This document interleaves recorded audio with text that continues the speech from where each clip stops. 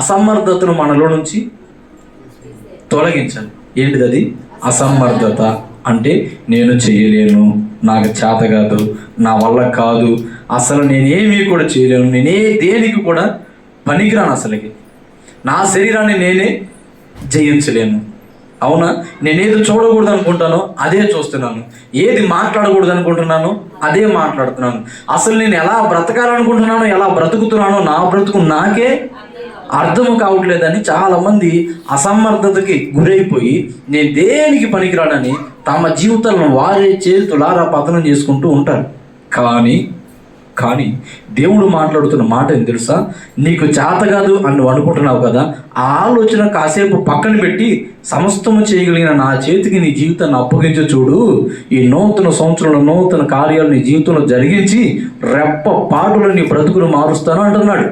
ఆమేన్, ఆమేన్. ఏంటిది? రెప్పపాటులో. ఖచ్చితంగా దేవుడు రెప్పపాటులో మన జీవితాన్ని మార్చుటకు సమర్థుడు, శక్తిమంతుడై ఉన్నాడు. అవునా? అందుకే నాకు పాటలో కూడా చక్కగా ఆ మాటను పొదిగించారు. ఏమని? కరుణా తరంగము తాకేను హృదయము, కనురెప్ప పాటులో మారేను జీవితం. కరుణా తరంగము తాకేను హృదయము, కనురెప్ప పాటులో మారేను జీవితం. నీ జీవితము మార్చుకోవటం నీకు చేత కాలేదేమో, నీ జీవితాన్ని బాగు చేసుకోవటం లేక నీ కుటుంబాన్ని బాగు చేసుకోవటం నీకు చేత కాలేదేమో.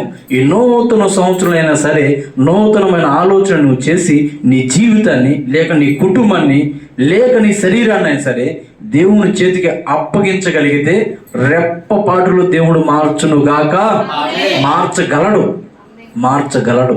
అయితే నీవే నాకు చేత కదా అన్న ఆలోచన పక్కన పెట్టి దేవుని చేతుడికి నీ జీవితాన్ని అప్పగించు.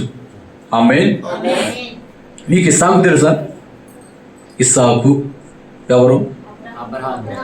పోనీ నేను అంటానేమో అనుకున్నా, నన్ను అంటారేమో అనుకున్నాను. మంచిది. ఎవరైనా అబ్రహాము కుమారుడు. ఈ అబ్రహాము కుమారుడైన ఇస్సాకు వాస్తవానికి అబ్రహాముకు చేసిన వాగ్దానం ఏంటండి? ఇసుక ఎలా పట్టుకుంటే ఆ ఇసుకను లెక్కే అన్నాడంట. అయ్యో ప్రభు నా వల్ల కాదయ్యా అన్నాడంట. సరే, నక్షత్రం లెక్కే అన్నాడంట. నా వల్ల కాదయ్యా అన్నాడంట. నీ సంతానాన్ని నేను అలా విస్తరింపజేస్తాను, అభివృద్ధి చేస్తాను, అబ్రాము కదా నువ్వు అబ్రహాముగా చేస్తాను అన్నాడంట. అబ్రహాము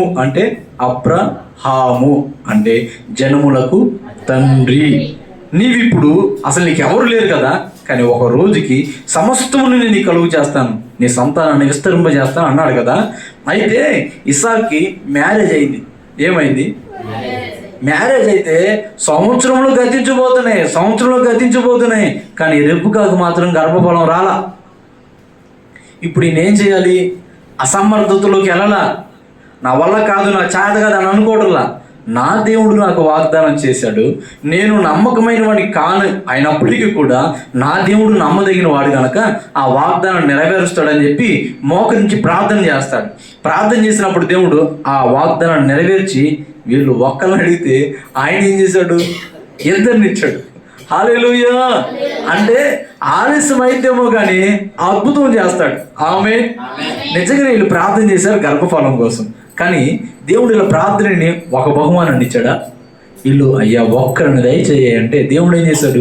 ఇద్దరిని దయచేశాడు కదండి.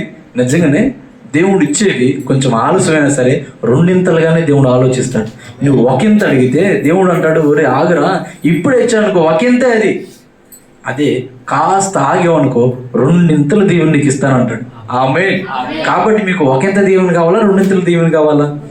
ఆలస్యమైన అసమర్థతను రానివ్వమాకండి. ఏంటి? ఆలస్యమైనా సరే బాధపడమాకండి, రెండింతల దీవెన మీకు ఉంది. ఆమేన్.